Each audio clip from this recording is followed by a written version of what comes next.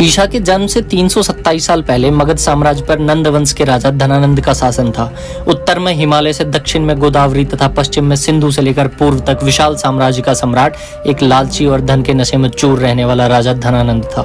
धनानंद ने अपनी प्रजा पर अलग अलग तरह के कर लगाए थे। कहा जाता है धनानंद ने कर वसूल कर 99 करोड़ स्वर्ण मुद्राओं का भंडार जमा कर लिया था। धनानंद जनता पर अनेकों तरह के अत्याचार करता और उन्हें प्रताड़ित करता। परिणाम स्वरूप यह हुआ कि जनता नंद वंश के विरुद्ध हो गई। उसी समय मगध की सीमा पर यूनानी यमन सैनिक तलवार लिए खड़े थे, पर धनानंद अपनी सत्ता के मद में इतना चूर था कि उसे कोई फर्क नहीं पड़ रहा था। इसी महान साम्राज्य के सीमावर्ती इलाके में एक गरीब ब्राह्मण आचार्य चणक रहते थे। वे महाज्ञानी और सदा देश की चिंता में डूबे रहते थे। आचार्य चणक के एक मित्र सक्टार धनानंद के दरबार में बड़े पद पर तैनात थे। अतः सक्टार के साथ चाणक्य ने धनानंद के शासन को उखाड़ फेंकने की योजना बनाई, परंतु धनानंद के महामात्य देवी दत्त को यह खबर लग गई और उसने धनानंद को इस योजना की सूचना दे दी, जिस पर धनानंद ने चणक और सक्टार को तत्काल बंदी बना लिया। संपूर्ण राज्य में यह खबर फैल गई कि राजद्रोह के अपराध में एक ब्राह्मण की हत्या की जाएगी।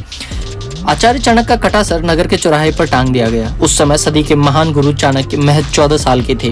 उन्होंने रात के अंधेरे में अपने पिता का सर चौराहे से उतार कर अकेले ही उनका अंतिम संस्कार किया और कौटिल्य ने गंगाजल हाथ में लेकर शपथ लिया कि जब तक धनानंद से अपनी पिता की हत्या का प्रतिशोध नहीं लेगा तब तक पका हुआ अन्न ग्रहण नहीं करेगा। जब तक महामाते के रक्त से अपने बाल नहीं धो लेंगे तब तक अपनी शिखा खुली रखेंगे। इसके बाद चाणक्य ने राजधानी छोड़कर तक्षशिला की ओर प्रस्थान किया। तक्षशिला में चाणक्य ने संपूर्ण ज्ञान अर्जित किया और अपने ज्ञान भंडार के दम पर तक्षशिला में आचार्य बन गए।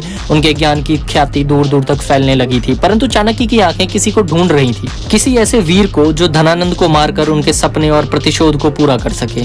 उन्हीं दिनों जब एक शाम चाणक्य जंगल के रास्ते तक्षशिला जा रहे थे तो उनकी नजर बच्चों की टोली पर पड़ी जो राजा प्रजा का खेल खेल रहे थे। आचार्य की नजर उस बालक पर जाकर रुक गई जो राजा बनकर तर्क और न्याय कर रहा था। तभी जंगल से एक जंगली जानवर निकला और उनके सामने आ धमका, जिसे देखकर वहां के सभी बच्चे भाग गए, परंतु वह राजा बना बालक अपनी तलवार निकालकर अकेले ही जानवर से लड़ पड़ा।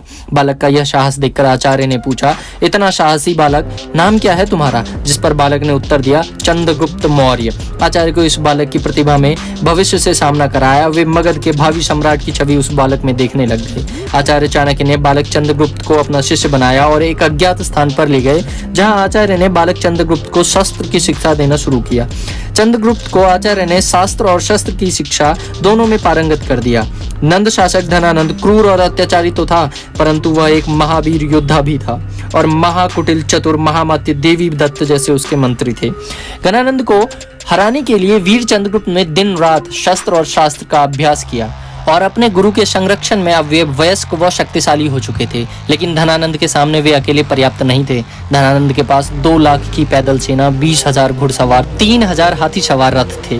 इसी कारण आचार्य चाणक्य ने वीर चंद्रगुप्त की परीक्षा लेने का निश्चय किया और चंद्रगुप्त की शिक्षा पूर्ण होने पर चाणक्य ने चंद्रगुप्त से कहा, अब वापस उसी जंगल में जाओ जहां से तुम आए थे।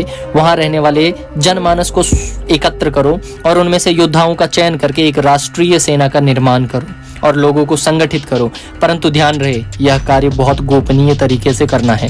कार्य पूर्ण करके वापस मेरे पास लौट कर आ जाना।